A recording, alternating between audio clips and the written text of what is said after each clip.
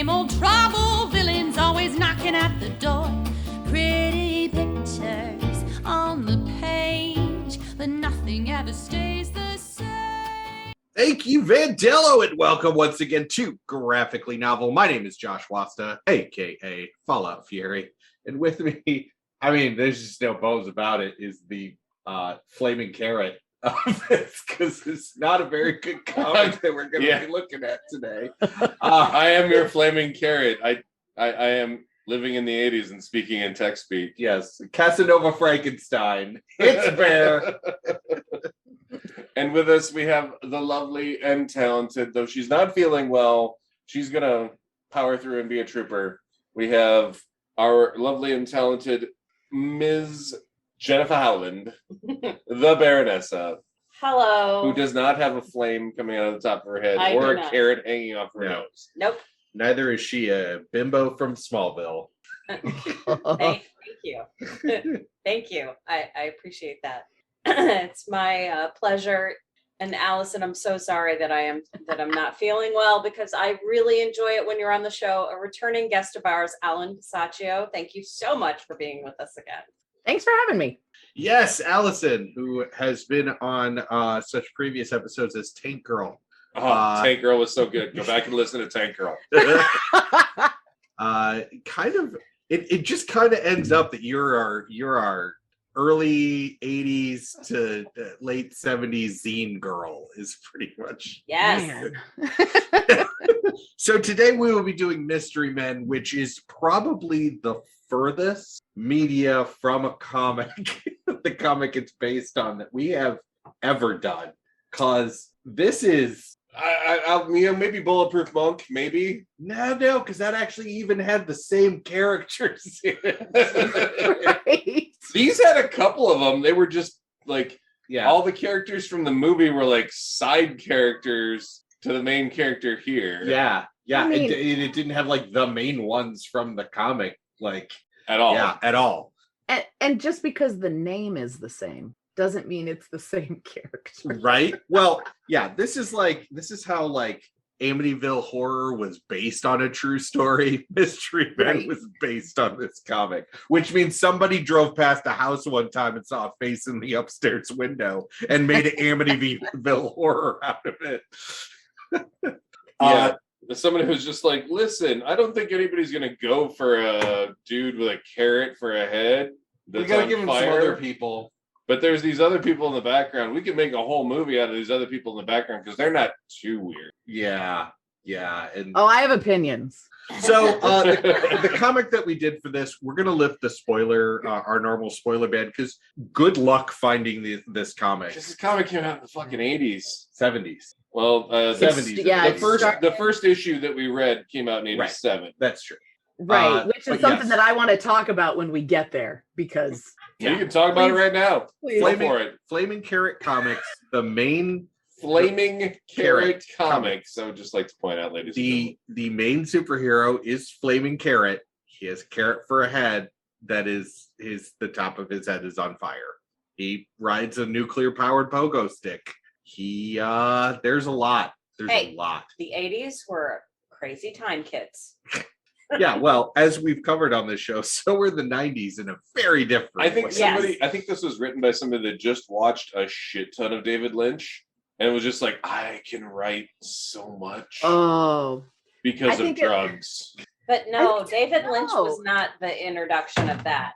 I mean, we've got to go back to Hunter Thompson. Right. We've got to go back to the 60s. We have to go back and back. Well, but the 80s were really a time where people wanted to express themselves in the, I don't want to say that they wanted to be the weirdest thing they possibly could, but people were like, I want to explore this thing that directly rebels against the norm, the status quo. People were like, I'm still coming down off of the 70s. Well, and not, But I mean, look at the time frame we're talking about. So I get, okay. So if you go back all the way to the 60s, and we're looking at like people like R. Crumb, who's writing and drawing this kind of stuff. That's exactly what I was just looking at. Is this was very Fritz the Cat without the sex. Yes. So by the time we get to where Bob Burden, who's the writer, drawer, whatever of this, right? By the time we get where he is doing Flaming Carrot for the first time, I kind of feel like saying, baby, aren't you done? Aren't you done with this? Aren't you past this yet? So by then it's all becoming a little bit more mainstream, right? By the late 70s is when most of this like underground comics, like with the X. With the X. Yeah, we're going to write about sex and drinking and who we're naughty, right? That's kind of gotten to the end of its run, but it's not quite been influenced by the punk scene yet, which is what is a part of it that I like, of course, right? Right, which see our episode on Tank Girl. See Tank Girl. But he's still trying to make the same jokes and do the same things, only when the stuff we're reading is 1988. Right. In 1988, you think it's funny that your next door neighbor bought a woman? Right. I mean, listen, I grew up in rural South Dakota, so yes, that would have been scandalous and funny, and people would have been on your ass making jokes about it for a decade. Well, yeah, but that was like, yes, but that whole joke was like straight out of Eddie Murphy's Delirious, where he talks about getting a woman from Africa. Yeah. Like that. What have you done for me lately, Eddie? Yes, that whole thing, like spot on, had been done 4 years prior in a very famous Eddie Murphy stand-up. Well, I got the feeling like, okay, so in my head, it was like Happy Days, the TV show that was about the 50s, right? So it was the 50s. It was what the 50s was in a TV show. Okay, enough. I was waiting to see how long it would take. I'm going to kick you. I had that feeling like it was like, we're going to make this comic and it's going to be like in the past, like it's, nostalgia and air quotes. Almost but my question is, not even glorified. Was that on purpose? Or is this just an aging boomer, frankly?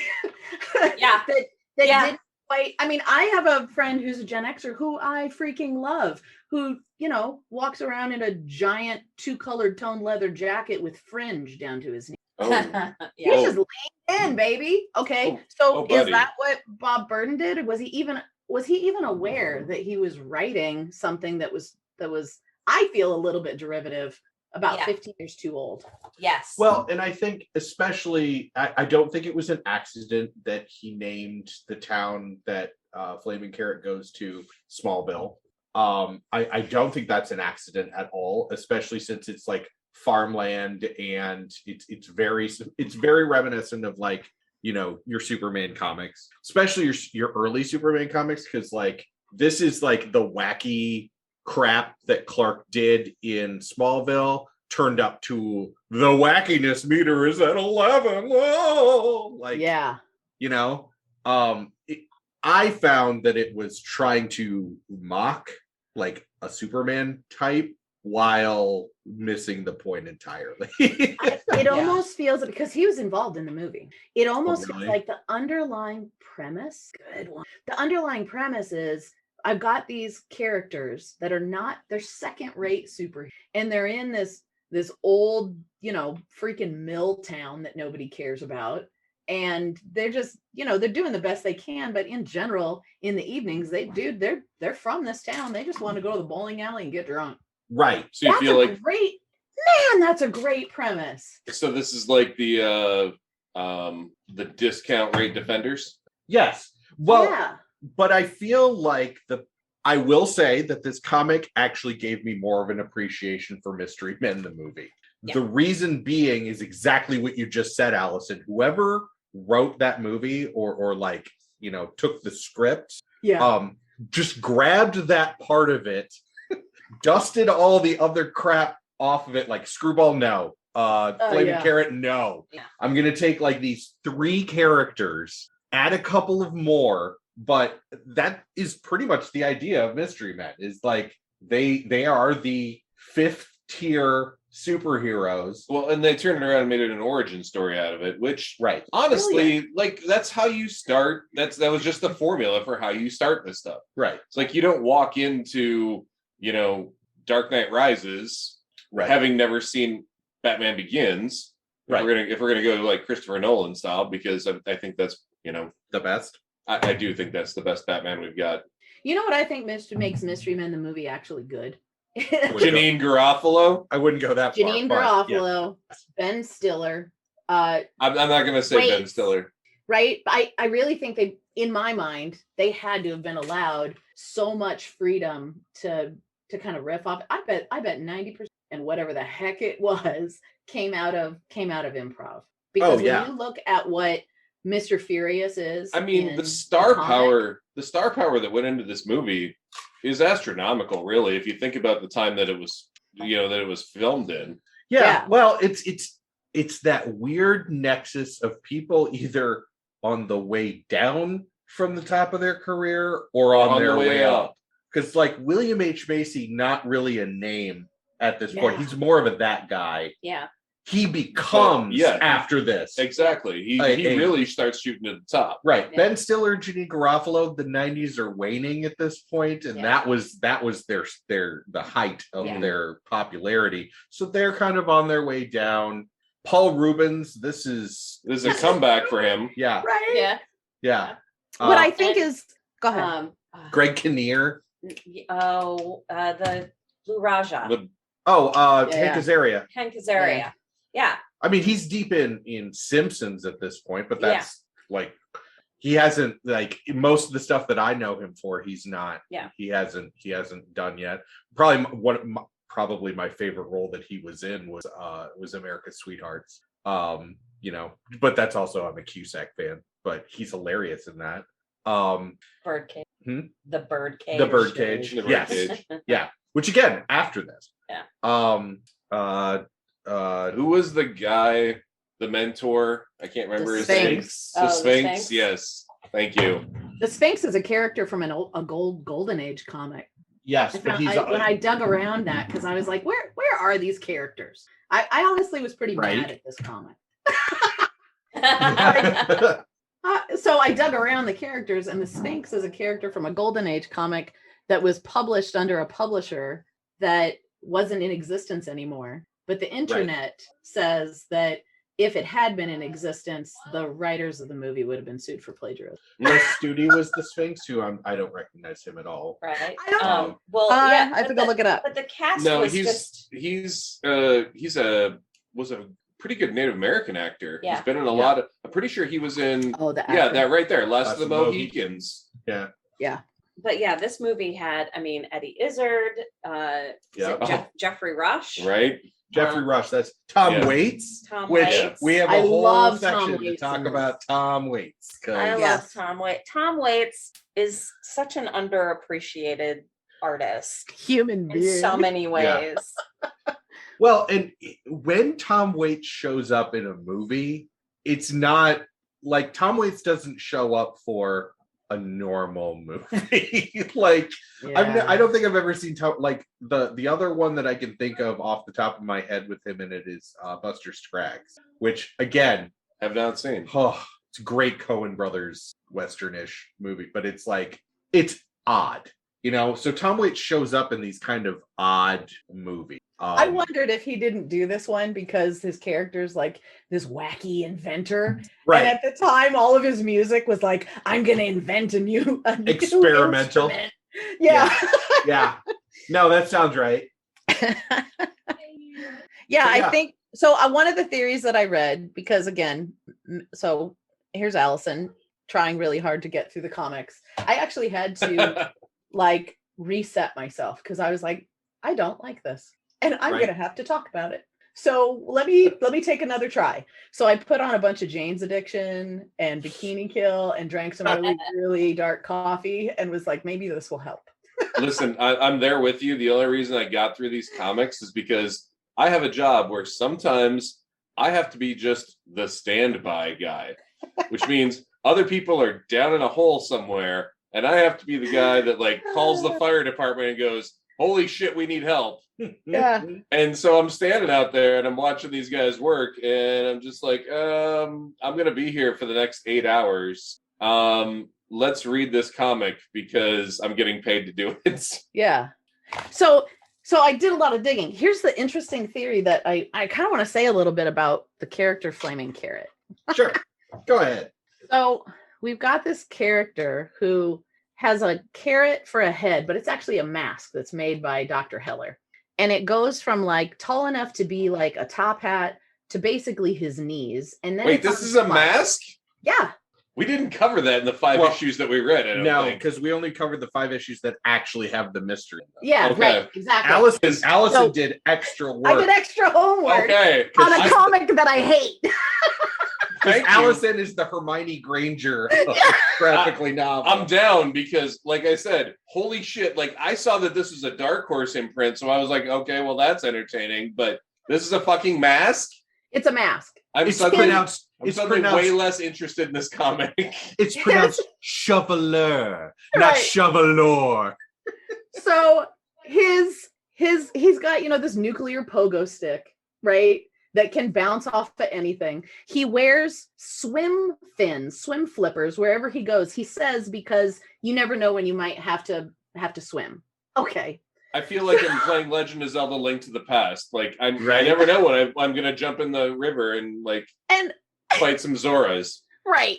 And cool. You're trying to make something that's surrealist. I can appreciate your creativity, right? What I want is for you to be aware and self-aware of what the end result has been. And so I went out to the Bob Burden website. Oh no. Do you know what Bob Burden says about his own comic, Flaming Carrot? I want to hear this. The world's first surrealist superhero, that Flaming Carrot was the freshest, most disturbing, and culturally subversive book to come out of the 80s comic book movement. Bold statements. Yeah. Okay, friend. So I start I'm like, bold of you to assume that comic books have feet. Well, even out of the 80s, even putting it in that decade, right?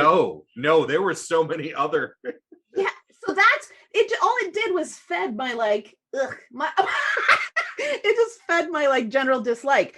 But again, I actually really love the movie. So I'm like, where is this? I actually found somebody online who believes that the character of Flaming Carrot is Captain America. That is what it says in the IMDb in the D's trivia section. Yeah, right. So I'm still kind of processing that. Are there enough similarities there to be like, oh, okay, maybe I'm not supposed to like Flaming Carrot? I mean, I don't think so. I'm having a little cognitive dissonance here. Hang on, let me process.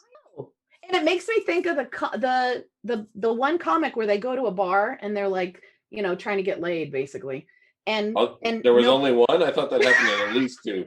I swear that happened in at least 2 of the 5 comics we read. It's such a frat boy comic. So the guys are like, we can't get any action. And his suggestion is, well, if you can't pick up somebody, why don't you just arrest a girl? Yeah. That feels like a Captain Amazing move. Yeah. That's true. Oof. I don't know if it makes it okay, but no, none of it's okay. This reminds me of the time I took off my top and got killed by Greg Kinnear. Also a reference I didn't catch. That's Dr. Tran. Okay. Yeah, it's been a long time since I've watched anything Dr. Tran. Yeah. And on that note, I will say, I remembered not liking this movie, and watching it again, I actually enjoyed it more than I remembered. I still wouldn't say it's a good movie. See, I had a different response. When this movie came out, which was what? 90s, late 90s. Yeah, I was going to say late 90s. It was one of those ones that I was like, okay, I don't like Ben Stiller. Yeah. And I still don't like Ben Stiller. Oh. But I was just like, but Janine Garofalo and William H. Macy and all the rest of the characters in here, stellar. Great acting. When I first watched it, just out of college, I'm just like, oh, well, actually, I was probably in college at the time. You said, what, 99? Yeah. Yeah, so I'm still in college at the time. And I'm like, you know what? This is a great college, binge drinking movie. We're going to sit around, we're going to get drunk, we're going to throw this movie on that we probably have this volume turned down on, and we're just watching, so that there's something visual going on, and people go, what the hell is that? Yeah. There's a bowling ball with a skull in it. It's killing people. And then, later... I love Go Heller. ahead. I love Heller. I love all I love the premise. Heller is, in my opinion, the best superhero of them all. The only real superhero, technically, in the party. Because he understands the game of Yes. right? He's like, look, I'm gonna make you some crazy weapons that actually don't kill anyone. Right? Yeah. Because it's all Because it's all non-lethal. come on, what are you doing? You're dressing up like disco guys and you're I'm Tony Stark, but I'm not actually like in the suit. I'm giving you the suit. Yeah. Yeah, No, I take that back, because I would also call the bowler an actual superhero. yes, because there's a supernatural element. There's a to the supernatural bowler. element there, up until the point where like her father actually passes on to the spirit world at the end of the movie, and I'm just like, Well, there goes the sequel. there goes exactly. There goes the sequel, because the next sequel would be the bowler. the waffler. Well, that was because Janine Garofalo was done. She didn't want to. Well, that too. Yeah. That too. No, it looking at this, no one wanted to come back by the end of this movie. I mean, Could you do Mystery Men again in this day and age? Would that movie fly? Would this movie fly in this age of Marvel as something wacky side project like Deadpool style? Yes. Would this movie fly in this day and age with better special effects? Same, like not necessarily the same cast. Like, are we gonna run with this? Are people gonna enjoy this? That's not how I would argue yes, because it's called Doom Patrol. That's fair. But that's not how I would do that movie in this day and age. I would be like, you know what we're gonna do? We're gonna do a trauma film. Come on, Yeah. friends. Well, So not an origin story. You're gonna do a trauma fest. Well, it's just I'm not gonna do it with better special effects. I'm gonna do it with worse special effects. Right. Ah! and you're right? gonna have the I'm gonna do Toxic it- Avengers show up. Yeah, I'm gonna do it in my basement with my friends, and one of them's gonna wear pajamas, and he's gonna be the main character. You know what I mean? Well, he's gonna be the Blue Raja. Like Yeah. he's gonna be the dude throwing forks as the main character. I feel like this was kind of in the same vein as the Clue movie or Murder but by Clue. Death, Yes. where it was Oh. Clue where it has a was- special place in it's my a- heart. It's a very campy, we're going to take, like, especially all the villains. That was very Murder by that's so Death. It's great. like, Yeah. these are the tropes of villains. It's like, we have the Susies, we have the whatevers. Oh my god! And I wanted The frat boys. and Yeah. the frat boys, and oh my god, probably the highlight of the movie for me. Yeah. Yeah. But this is actually something that I wanted to talk about, because looking at it, when you were talking about, I don't like Ben Stiller, but I like these people, I was thinking about that, and that is because this movie is kind of the cornucopia of comedy. There's a little something like, there's the Ben Stiller like embarrassing comedy, which is in it. There's the Janine Garofalo sarcastic, what she does, the sarcastic Yes. humor is in it. The spleen is in there for dick and fart jokes, Right? Yep.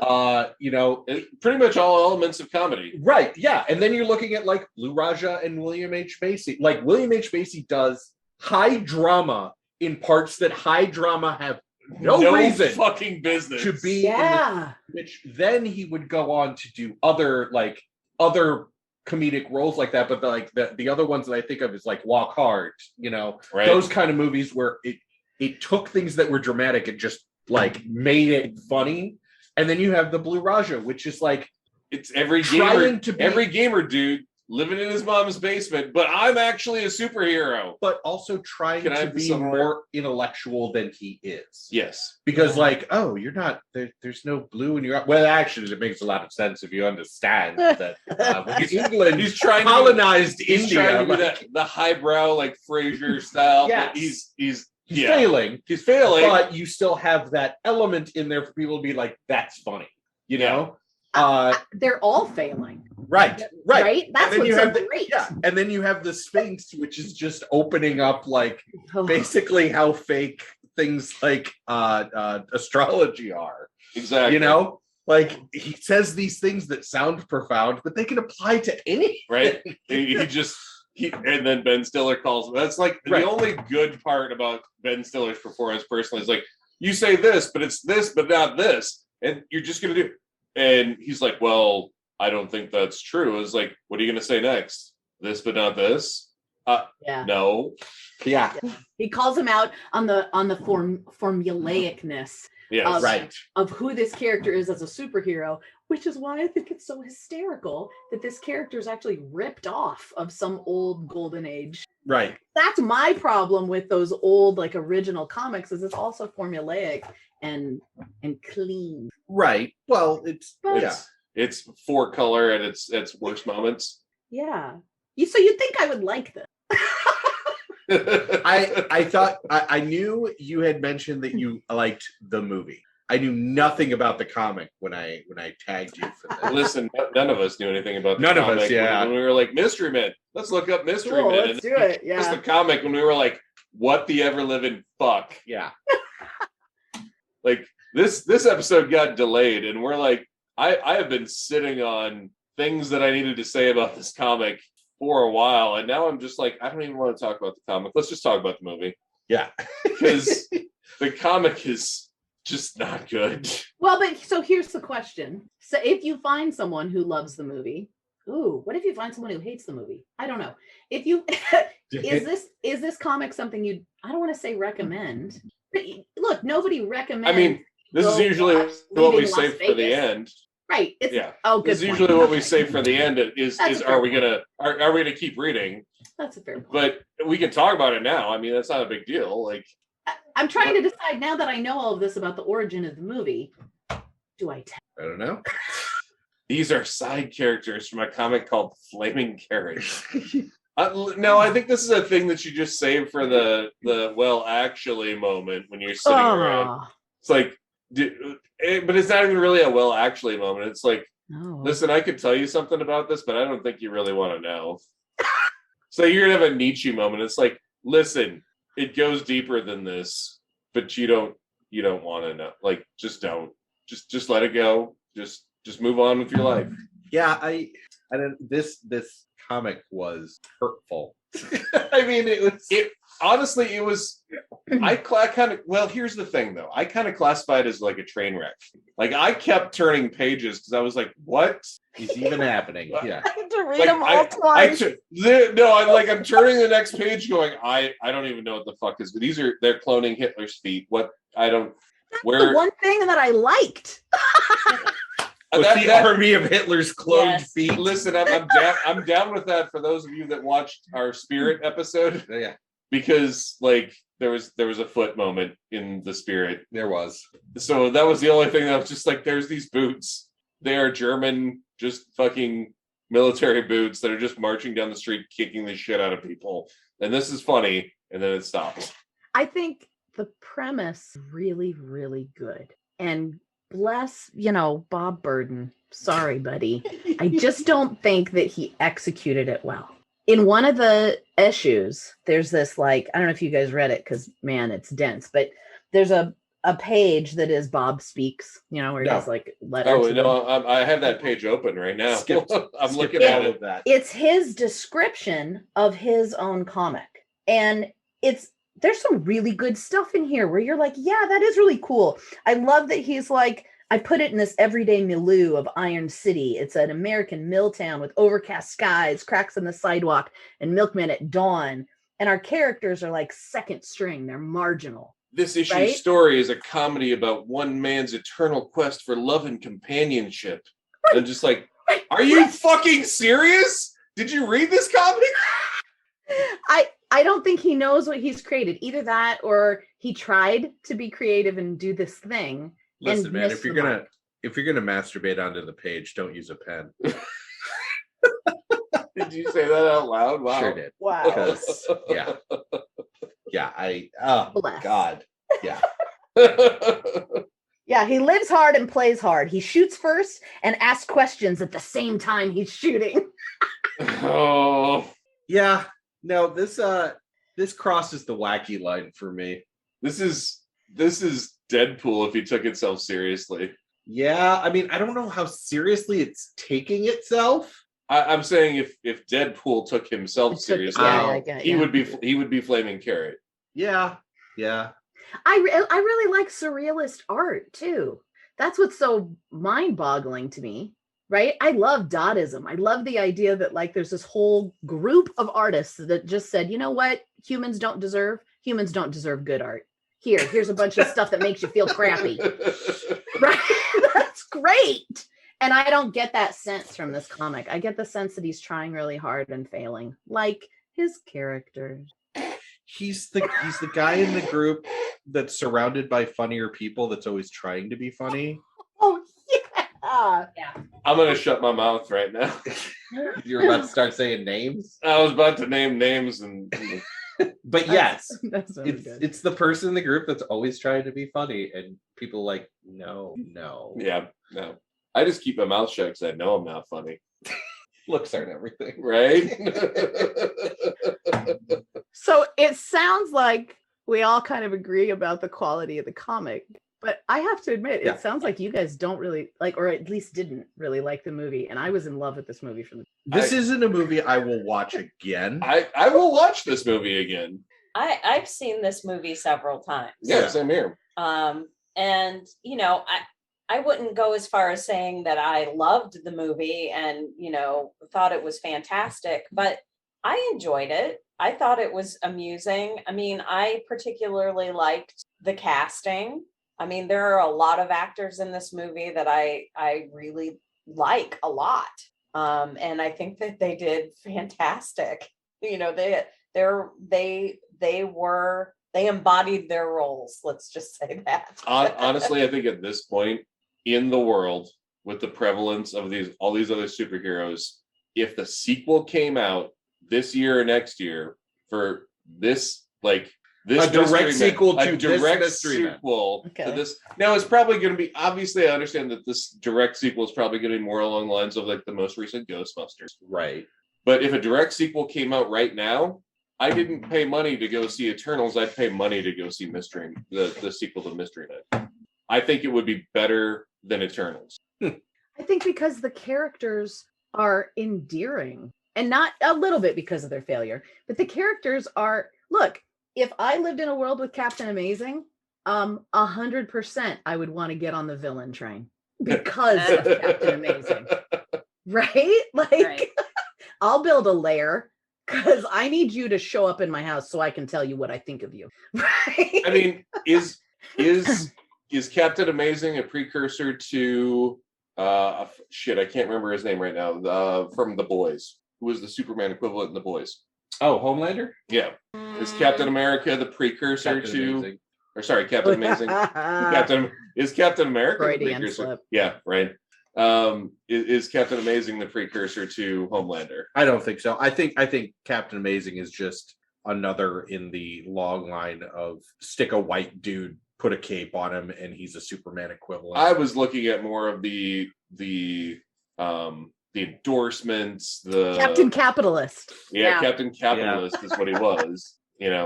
I mean, maybe there are similarities there. I wouldn't say it was a precursor, because that implies that he begat, that Homelander was a direct equivalent. I think Homelander was an eventuality that was going to happen in one way or another. And in fact, I would say Red Sun is a closer comparison to Homelander than Captain Amazing. I don't know.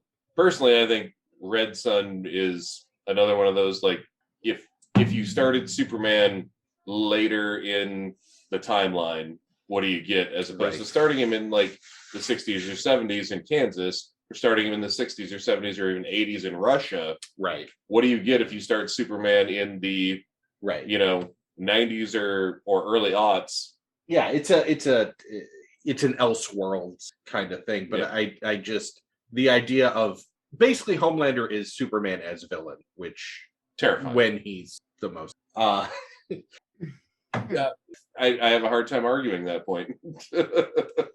I would imagine that you would argue on the grounds of Brightburn, but no, actually, I didn't like Brightburn, but not because of the premise. So when I saw the trailers for Brightburn, I looked at it and went, okay, Superman growing up later in the times, everybody's got anxiety, he's being raised poorly, but Brightburn really added in the element of, listen, my ship that I came in here on is giving me evil notes. They branded this. The trailers didn't give you the idea that this was going to be straight up horror because of my origin. They just kind of played it as hey, we're gonna do Superman newer, and everybody's got problems already, so he's gonna grow up bad.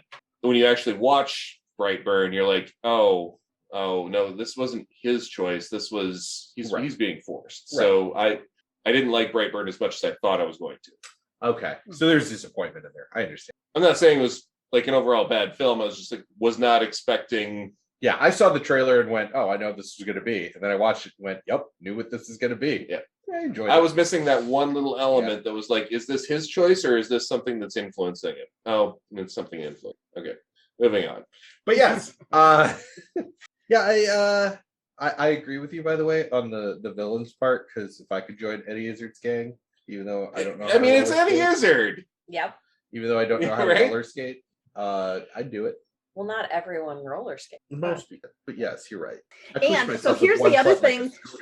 I don't know if this was on purpose or not. Maybe not. But you know how they make fun of the disco boys because what's your superpower? What's your guns? That's what you got, right? That was actually Flaming Carrot's primary weapon. Yes, right. Yeah. Was his 9mm? Because at the end, he didn't have anything he could do. Yeah.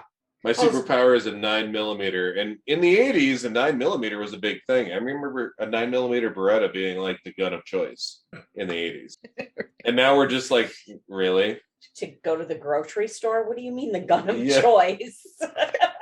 In movies, what? Like that was everything that I saw. The movies, the TV. Everybody was like, I got this 9mm Beretta, and then we got into the 90s, and everybody was just like, well, I have this Desert Eagle. Yours on the side of the gun says replica. Yeah. Mine says Desert Eagle .50. So I believe we may have exhausted this topic. The only characters that I haven't talked about that I love, I'm going to tell you the characters I love. All right. Tell us. I love I want to hear the this. PMS Avenger. Yeah. Right? I love the Waffler. Yeah. And I love Ballerina Man. Yes. And I think after being rejected by the Mystery Men, the three of those should come together under some sort of supervillain team. There you go. I would pay money to watch that. So funny story about the Waffler. So Dane Cook was told by Ben Stiller, nothing but you're going to show up in this scene and you're going to be the Waffler. Because basically all these people just called their friends. Like Michael Bay, the director, is one of the frat boys. No. Yes. Like this was literally a movie where people just called their friends to show up in this movie. So Dane Cook is like, okay, well, what do I wear? And Ben Stiller's like, I don't know, wear whatever you want, but your character's the Waffler. So Dane Cook like burned his shirt with the waffle pattern and showed up with the waffle iron and stuff. And Ben Stiller's like, no, the Waffler, like you can't make a decision. The Waffler. No, I think Dane Cook did it right. Yep. And then they stopped it because Dane Cook was like, no, I'm the Waffler. I feel like the scene out of Deadpool 2 where they're forming X-Force came directly from Mystery Men. Yeah, that I'll give you. The Waffler's theme song is the best. Like again, all improv because Dane Cook. Yeah. I agree with you. I'm willing to bet. You go back and you really look at how much of this was improv. It was probably like close to 80-90%. Right. It had to be a lot. Yeah. The D doesn't say anything about that, which is weird. The D, Jason, the D. He can't hear you because there's headphones. So he'll hear me eventually. Let's make this official. Alysen. Yes. You gonna read this any more of this comic? It sounds like I've read twice as much of this comic as I was assigned in the first place. It's like a bad car accident. There is a part of me, I have to admit, that wants to go read, not later. All of it? But the early No, I'm there with you. Yeah, let me see the ones that came out in the early 70s. Like, is it better? I'm absolutely with you because I was literally doom scrolling the whole time I was reading this. I'm just like, what the fuck is coming next? Like literally train wreck, like I'm with you 100%. Yeah. Jen? So that's as far as I'll go. No, thank you. Fair? It's one of those things like I got a couple drinks in me. I don't have anything better to do. And you set new Flaming Carrot down in front of me. I'm just going to be like, All right, well, You're gonna be like, is there literally nothing on TV right now? yeah. Is there? Like- Show me wrestling. Josh, are there new wrestling characters you haven't told me about? We're gonna watch AEW. I'm sure there's a wrestling character I haven't heard about yet, right? Right?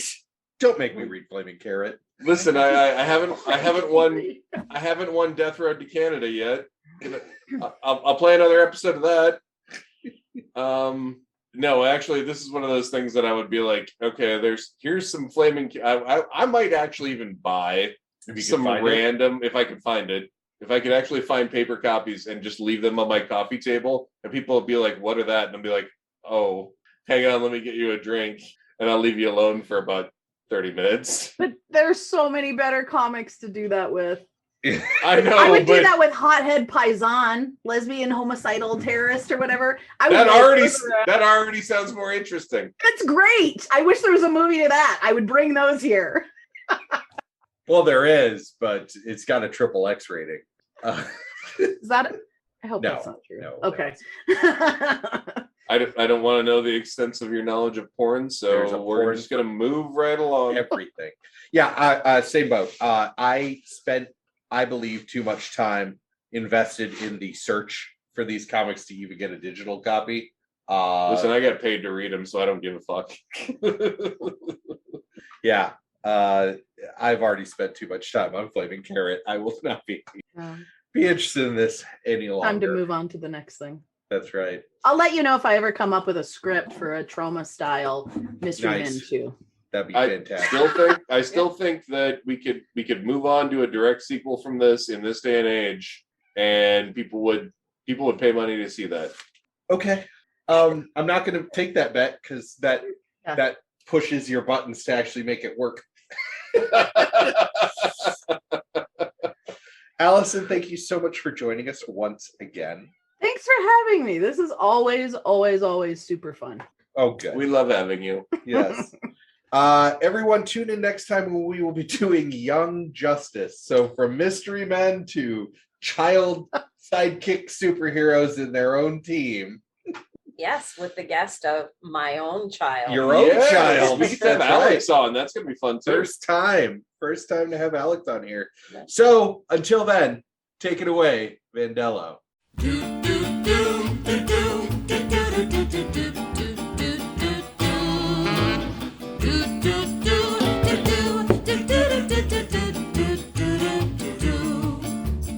Come with me, I'll tell a story that you might have heard before. Graphically novel, but the same old trouble. Villains always knocking at the door. Pretty pictures on the page, but nothing ever stays the same. Do do do do do do do do do do do do do do.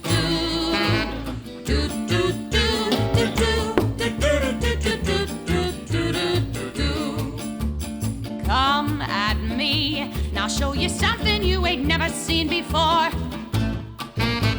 Right or wrong, or can't we all just get along? My mask is no different than yours. Pretty pictures on the screen, but nothing's ever as it seems.